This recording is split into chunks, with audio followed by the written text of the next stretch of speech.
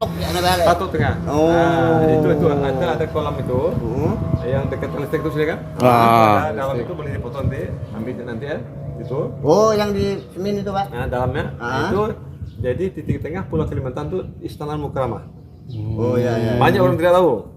Ini berdasarkan pemetaan nasional. Nanti teman-teman kita ke sana dulu. Ya kan? Dari museum. Nah, jadi Pusat dulu Kalimantan tuh di situ. pada masa itu dulu ya, mungkin dulunya siwa untuk pemujaan jemaah Hindu. Mungkin dipusi tempat lain, tapi masih di itu kan. Kemudian dipindah karena diteliti apa yang ada di sekitar samping-samping di dalam ada ternyata ya gala paku, gala pecahan-pecahan gerabah pada zaman Islam dan zaman Jepang. Jadi menurut arkeolog bahwa itu bukan tempat asli. Nah, udah dipindah gitu. Udah kalak dipindah. Nah, tadi zaman kita itu oleh Kerajaan Sintang itu digunakan titik nol kota Sintang.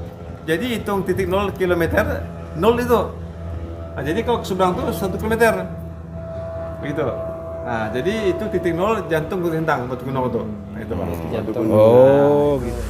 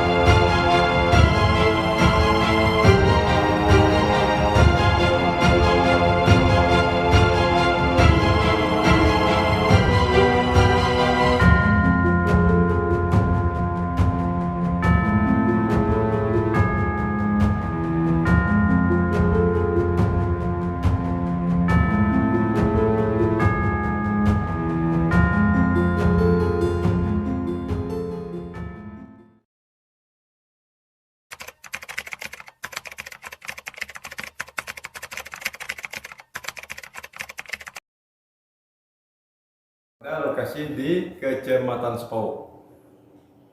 Nah, Sepau. Jadi Kerajaan Sintang ini kerajaan yang tertua kedua di seluruh Indonesia. Yang tertua pertama Kerajaan Kutai, yang keempat kita bertujuh. Iya. Bukti peninggalan masih ada. Ini peninggalan di Sepau, Mukalingga, Linggajoni, warisan peninggalan Purbakala dari abad ke-7. Jadi peninggalan ini ada beberapa tempat di seluruh dunia, tidak banyak. Ada di tempat beberapa di Linggajoni, di India, Kamboja, Afghanistan, Thailand. Jadi peninggalan yang sama dengan yang di Sintang ini, yang ada Sepau ini, dekat pasar Cina, ya, itu di kota Sepau. Haji Melayu. Ini sama dengan ada yang di Kamboja. Sama dengan Kamboja. Ini kata arkeologi, bukan kata saya. Arkeologi menjelaskan. Ini Bambang Sakti Wiko Atmojo, spesialis Islam. Imam Hindarto, spesialis Hindu Buddha. Nugroho Susanto, spesialis kolonial. Unse Octavia, spesialis prasejarah. Ya, jadi kepalanya adalah Bambang Sakti Wiko Atmojo. Dan mereka ini menjelaskan bahwa ini persis sama yang ada di Kamboja, itu abad ke-7. Maka Kerajaan Sintang ini didirikan pada abad ke-7, ya, oleh Raja Haji Melayu. Itu, memang perlu. Jadi kerajaan Hindu ini berkuasa ini selama kurang lebih sekitar 10 abad. Dari abad 7 sampai ke masuk Islam. 1600-an. Jadi sekitar 10 abad, kurang lebih 10 abad. Hindu berkuasa. Masuk era Islam pada masa Abang Picin. 1600-1603. Istri beliau ini namanya Dayang Mengkiang. Oh, Dari yang ceritakan tadi. anak Raja Sanggau di Mengkiang. Mengkiang masuk sungai Sekayam. Sekayam. Ya. Nah, ini Sultan Abang Picin bergelar pengagung. Inilah raja pertama Islam pertama yang masuk 1640 sekitar kurang lebih ya malam plus minus masuklah raja Hindu ini hijrah pindah agama ke agama Islam. Dan maka disebutlah Senganan. Nah, Abang Senganan. orang agama lain masuk ke agama Islam di Sintang disebut Senganan. Jadi haluan kanan. Oh. Jadi ada soal waqiah, berbahagialah orang haluan kanan. Nah, yang diselamatkan haluan kiri masuklah ke neraka dan golongan umat terdahulu. Jadi haluan kanan, haluan kanan. Nah, masuk zaman Islam. Nah, kemudian pada masa ini diganti oleh anaknya. Kemudian Sultan Abang Nata ini generasi yang ketiga. Abang Nata inilah yang membuat masjid Sultan Nata itu. Dia dinobatkan pada usia 10 tahun. Nah, pada masa beliau ini dibuatlah 1672 dibuatlah masjid. Nah, maka diabadikan nama almarhum Sultan Nata ini dengan Masjid Sultan Nata.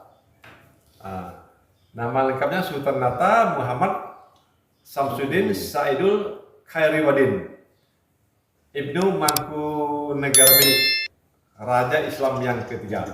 Dan beliau inilah memerintahkan penghulunya bernama Huluan, anak dari penghulu Saman, penghulu pertama, ya, supaya pergi ke negeri nenek moyangnya, negeri Banjar, ya, untuk mencari Al-Quran. Maka oleh Raja Banjar yang berkuasa itu dikasihlah Al-Quran, ya, satu ada di sana nanti. Masih ada asli sana. Pada masa ini. Nah, kemudian berlangsunglah terus sampai masuk ke zaman kolonial. Jadi zaman kolonial ini Adi Manoh nih udah mulai masuk. Beliau ini mau pas beliau meninggal datang, kemudian Belanda pada tahun 1922 ya sebentar aja hanya kontrak pendahuluan. Nah, kemudian setahun kemudian masuk lagi tahun 1823 pada masa ini Belanda masuk ke Sintang ini. Nah, terjadilah kontrak definitif kontrak pada masa Sultan Adi Mesin deh masuk 1803.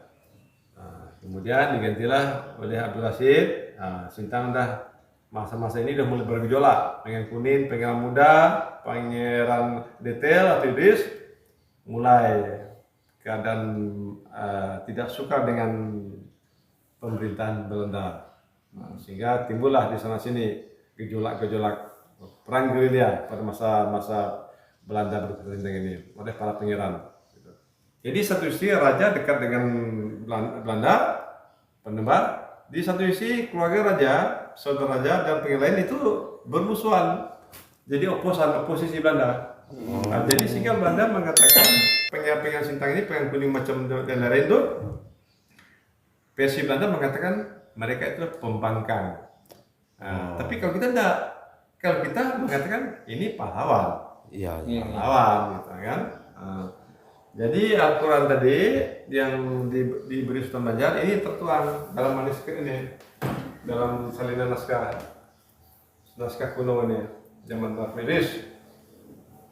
Jadi Zaman Idris ini menulis karena dia udah tua, kemudian dia menulis pada masa ini 1824 ya Masehi, dibuatlah cerita-cerita menyalin cerita-cerita zaman cerita-cerita Sultan Nata ini.